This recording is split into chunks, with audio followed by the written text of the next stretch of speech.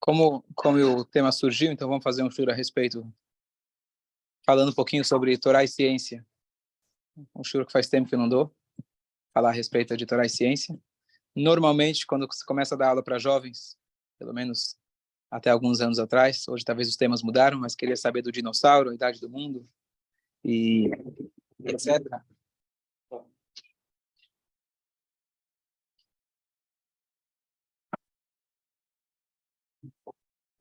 E é uma coisa que, por muitos anos, a religião da época era as descobertas científicas. Isso não começou no nosso século, mas lá atrás, quando a ciência começou a se desenvolver de uma forma muito acelerada, então muitas religiões ficaram com muito medo. Inclusive, muitos judeus abandonaram o caminho da Torá, que pode se encarar como um caminho arcaico, acreditando em coisas muito fora da realidade. Agora temos a ciência, que tem resposta para tudo. Eu não preciso mais me apoiar na Torá, Deus nos livre. E esse é um caminho que, ao longo de muitos séculos, ele foi tomando um rumo, e ao longo dos anos, cada vez que surgia um novo desafio para a continuidade do judaísmo, os rabinos das épocas têm que achar as maneiras de conseguir manter as pessoas dentro do judaísmo. Então a gente é obrigado, quando surge um novo desafio, obrigado a se aprofundar mais na Torá e não dizer, como alguns tentam dizer, a tecnologia ou ciência, é tudo mentira. Tiveram linhas assim, e que acharam que se conseguiram manter a turma dentro, isolando eles do mundo afora, dizendo que a ciência é uma mentira, são goim que inventaram, apesar que foram a maioria judeus, né? É coisa de goi, é coisa não judaica, não tem nada a ver. E você cria essa fé cega dentro da Torá, onde a Torá em nenhum momento mandou você ser cego naquilo que a gente pode enxergar. Então, essa foi uma reação. E com certeza não é a reação que tem mais durabilidade, e não é a reação mais saudável, é a reação, na verdade, errada. Porque a Torá e a ciência não são contradição. Podem parecer contradições, mas quando surge uma contradição, você tem que se aprofundar mais nos seus estudos, e não desrespeitar descobertas científicas, etc. Inicialmente, estou falando aqui na época do Ramban, Nachmanides, mais ou menos no século 11, 12, mais ou menos, ele escreveu livros para tentar conciliar a ciência com a Torá. Isso veio depois da época, na verdade, do Maimônides, que escreveu livros para combater, na época era filosofia, filosofia grega e os vários filósofos da época. O Rambam, Maimônides, ele escreveu o livro Guia dos Perplexos para tentar combater o ismo da época. O ismo da época era a filosofia. E ele, então, tentou filosofar e explicar de forma lógica toda a Torá, mostrando que a Torá também é filosofia. Ele também era médico, mas o forte na época dele era assim, o grande desafio dele com a juventude judaica era essa. Então ele escreveu o Guia dos Perplexos, inclusive se diz que esse livro não é para qualquer um, esse livro é para quem está perplexo. Quem não está perplexo segue o caminho dos outros livros do Maimônides, que você não precisa apelar para tentar explicar o inexplicável. Foi como se fosse, entre aspas, alguns dizem uma apelação, tentando salvar aqueles que iam comprar a filosofia. Então ele tentou racionalizar tudo possível dentro da Torá. Mas isso é um tema à parte. Quando as descobertas científicas foram tomando mais corpo e acelerando e etc., e as pessoas começaram a seguir isso ao invés da Torá. Então, claro, muitas vezes a pessoa pode usar os ismos da época como um pretexto, para levar uma vida mais fácil, uma vida com menos obrigações. Então, tu fala, bom, agora eu acredito na ciência, porque nem você falou, é um ateu religioso. Ele não quer ouvir argumentos se Deus existe ou não. Ele simplesmente acredita piamente que não existe Deus. E, por favor, não me fala dele, senão eu vou ficar nervoso. Então, esse é o ateu religioso. Então, quando surgiram essas situações, os sábios da época realmente tentaram combater isso. Historicamente, tiveram sábios, e verdadeiros sábios da Torá, que tentaram conciliar. E o que significa, às vezes, conciliar? Conciliar significa você tentar encaixar um dentro do outro. Então, ou eu digo, uns falaram que a ciência é mentira, ou dizer que a Torá pode ser reinterpretada. E aí você dobra a Torá para caber dentro da ciência. Ou você dobra a ciência ou você descarta a ciência para caber com a Torá. E daí veio a famosa explicação, que não é correta, que diz o seguinte: como a gente vai conciliar a idade do mundo, por exemplo, que consta na Torá, com a idade do mundo suposta pela ciência? Então, o que eles dizem? Que cada dia da criação não era realmente um dia de 24 horas. Afinal, não está escrito que era um dia de 24 horas. Quem disse que cada dia não correspondia a 1000 anos, ou a 1 milhão de anos? Então, aquilo que a gente diz, que 7 dias, 6 dias da criação, pode ser, na verdade, 6 bilhões de anos. E assim não tem problema nenhum. Qual o problema dessa explicação? Hã? Entre outras. Na verdade, o que acontece é o seguinte: não é o problema com a explicação em si apenas. O problema é da onde você parte.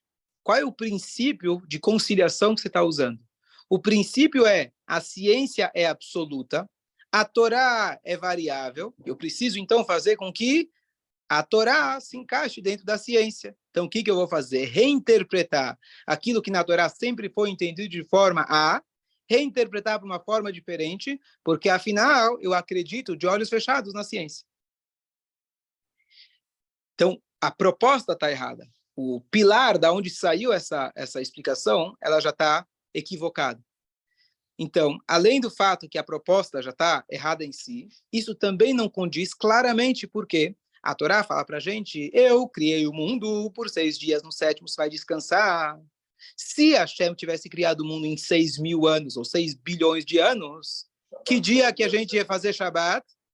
Uma vez, ou 1000 anos a cada 6.000 anos. Ou 1 milhão de anos a cada 6 milhões de anos. E essa não é a referência que a Torá deu para a gente. A Torá se comunica conosco na linguagem de Bra Torá que chama Ben Adam. A Torá fala conosco na linguagem dos seres humanos. Até o ponto que Deus fala a mão de Deus, a bondade de Deus. Deus não tem nada disso. Mas Deus, na Torá, se comunica conosco numa língua que a gente entende. Numa língua que a gente possa praticar. Então, você não pode chegar e falar que os 6 dias eram que valem algo diferente do que os dias que nós conhecemos atualmente. Até porque noite era dia. Mas se você quer reinterpretar, você vai conseguir reinterpretar tudo. Era noite, era dia, você pode reinterpretar do jeito que você quiser.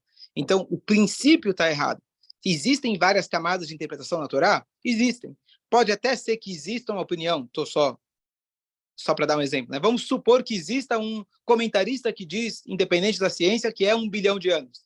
Tá, mas você vai se apegar a esse comentário e falar que essa é a única explicação, porque a ciência é absoluta. E olha que interessante, isso quem apontou foi o Rebbe. E o Rebbe, por si, ele era um cientista, ele era engenheiro naval e etc., conhecedor profundo de engenharia e outras matérias. O Alter Rebbe, o primeiro Rebbe, é um famoso, ele tinha um conhecimento muito profundo de engenharia também, e matemática, e muitas outras coisas. E ele, então, com esse conhecimento duplo, então ele explicou para a gente uma coisa muito simples, e qualquer cientista vai concordar com você. Qual é a definição da palavra ciência? Ciência, por definição, é um estudo em andamento. O que se acreditava lá atrás, que o mundo era plano, por exemplo, se descobriu que não era exatamente assim. E não é errado. Simplesmente é uma evolução de ideias. Você começa explicando de tal forma, passam os anos, você vê que não condiz e você vai desenvolvendo. Ciência, por definição, não é absoluto. Se for absoluto, se chama religião e não ciência. Temos cientistas muito religiosos e que têm dificuldade de aceitar uma nova... Quando Einstein surgiu, certo? Aquilo que chama dissonância cognitiva, muita gente relutou para aceitar o Einstein. Ele é um maluco, ele é um doente mental, está falando coisas que são absurdas. Por quê? É muito mais cômodo eu continuar com aquilo que eu já conheço. Afinal, eu fiz anos e anos de faculdade, vai dizer que tudo que eu aprendi está errado? Vou ter que procurar um novo emprego. É complicado. Então, vamos dizer que o Einstein está errado. E pronto, certo? Então, essa tendência humana egoísta. Ciência pura significa eu estou sempre disposto a ouvir uma nova opinião. Sempre disposto a ver que aquilo que eu achava antes está errado. Que agora eu cheguei num novo patamar, numa nova descoberta. Isso é ciência. Você falar que é absoluto, que Darwin está correto, nem o Darwin acreditava nisso. Ele trouxe isso como uma possível explicação. Em nenhum momento ele falou que é absolutamente. Inclusive, a ciência não tem como provar, porque se tiver como provar com todos os termos, já é fato, já não é nem mais ciência. Esse é o fato. Ciência significa que ainda estamos tentando descobrir. Já a Torá não é uma ciência humana. A Torá são dados absolutos. É uma religião no sentido amplo, no sentido que é uma ciência, é um conhecimento absoluto. Ele é, foi e será. E sempre vai continuar igual.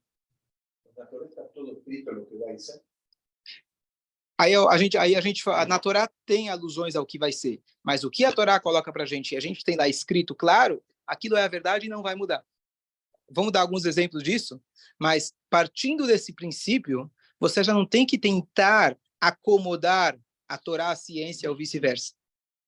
Porque são duas coisas diferentes. A proposta da Torá, não é nem proposta, né? Mas a Torá versus a proposta da ciência não estão competindo de forma nenhuma. A Torá te fala fatos. A ciência tenta descobrir a respeito desses fatos. É diferente. Eu sou pai dessa criança. Isso é um fato. Eu sei, eu estava lá. Cientista, você não estava lá na hora que nasceu. Você consegue provar para mim que ele é meu filho? Deixa eu tentar. Aí descobre o DNA, descobre várias formas que ele vai poder achar similaridades, vai provar para mim que é. Mas o fato já está lá. Talvez o cientista conseguiu ou não conseguiu, mas ele não ter conseguido provar não significa que ele não é meu filho. E nem o cientista honesto vai dizer, não consegui provar, quer dizer que ele não é teu filho. Eu não consegui provar. Tudo bem, é uma ciência. Talvez amanhã você vai conseguir provar. Talvez vai surgir um outro cientista que vai provar. Fatos e estudos são duas coisas que não tem contradição nenhuma. Então, quando a gente fala da idade do mundo, a gente pode ter uma resposta, mas independente da resposta da conciliação, o fato é que o mundo foi criado 5.782 anos atrás. Esse é o fato. Da onde eu sei, aí a gente pode voltar e dar um outro shiur a respeito da autenticidade, veracidade da Torá e como a gente comprova de forma humana, forma lógica, etc. Mas não é o tema do shiur. Mas a Torá fala para a gente sobre fatos. A ciência vem, e agora é um ponto muito importante. Aqueles que acreditam e dizem, não, eu só estudo a Torá, não quero saber da ciência, eu acredito que a Torá é verdade, para que eu vou perder meu tempo estudando a ciência, se tem tantos erros, se tem tantas evoluções? Mas a Torá nos dá também a obrigação de que a fé, eu apelo para a fé quando eu não consigo entender. Se eu consigo entender, eu tenho que explorar. Eu não tenho que apelar à fé, por exemplo, que Deus existe. Se você consegue chegar numa conclusão lógica que Deus existe, para que você vai apelar para a fé? A fé você reserva ela para aquelas coisas que você não entende a respeito de Deus. Como acontece, por exemplo, coisas ruins para pessoas boas. Se Deus é tão bom, se Deus existe, como... Então, apela nesse caso para a fé. Agora, você fechar os olhos para a ciência significa que você está com medo da tua fé. Então, a tua fé é uma fé cega, é uma fé não estruturada, e você apenas está fazendo aquilo que te ensinaram, e se você tivesse nascido no Talibã, no ISIS, você também estaria fazendo alguma coisa. Afinal, nosso primeiro judeu da história, Abraham, ele chegou na conclusão dele como? Estudando os astros, olhando para a terra, olhando para o céu, olhando para o sol e para a lua, e aí Deus depois se revelou para ele e passou para ele a fé e etc. Mas tudo começou o quê? Com essa inquérito dele de querer entender. Então o Yehudi que fecha os olhos para a ciência, ele não quer saber, ele está com medo de competição, ele está com medo que vão tirar a fé dele. Significa que a fé dele é muito fraca. Essa é o pilar daqui que a gente parte. Eu não sei conciliar, não sou cientista, também não sou um grande conhecedor da Torá, tudo bem. Mas não tem uma questão, não tá, olha, a ciência descobriu uma coisa, vou dar um exemplo, olha que interessante. Quando o homem subiu na Lua, primeira vez, 69. Alguns grupos judaicos religiosos falaram, é impossível que o homem chegou na Lua. Isso foi lá, fizeram na Antártida, afinal a bandeira está se mexendo, e as teorias da conspiração e etc. Tem sombra, ok. Bom, eu não estava lá, eu não sei se subiram ou não, realmente não sei, mas tudo indica que sim, Mas eles falaram não, é impossível que o homem chegou à Lua. Por quê? Não por causa da sombra, ou por causa da bandeira, eles não entendem se tem vento lá, não tem vento, não era. Porque está escrito no versículo que a gente fala quando a gente reza, a gente agradece a Deus pela luz da Lua, mensalmente. A gente fala, olha, Deus, obrigado por fazer a lua.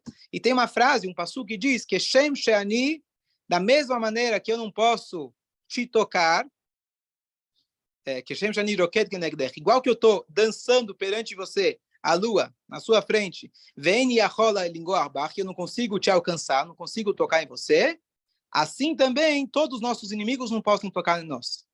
Essa é a frase. Igual que eu não consigo alcançar a lua, é muito distante de mim, Deus vai afastar nessa mesma distância proporcional a lua de mim. O que diz a lua? O que diz o versículo? Que igual que eu não posso tocar na lua. Se o versículo diz que eu não posso tocar na lua, é impossível que o homem chegou na lua. Agora, isso é uma falta de conhecimento, uma ignorância muito grande de como ler o passuco. Então, você não precisa mudar a ciência. Talvez você precisa se aprofundar um pouco mais no seu estudo, saber o que ele está dizendo. E o Rebbe comentou essa passagem, justamente no Shabat após que o homem chegou na lua. E ele falou, tem gente que está questionando sobre o passuco, e pessoas, uns vão falar, bom, então agora a gente fecha o Sidur, e o Sidur, vamos descartar o Sidur, afinal, o homem conseguiu chegar na lua. E o Rebbe falou, não está escrito no versículo que é impossível tocar na lua. O versículo está dizendo, igual que eu estou aqui, onde você está fazendo Kiddush Levaná? Na lua não se faz Kiddush Levaná. Você está na terra.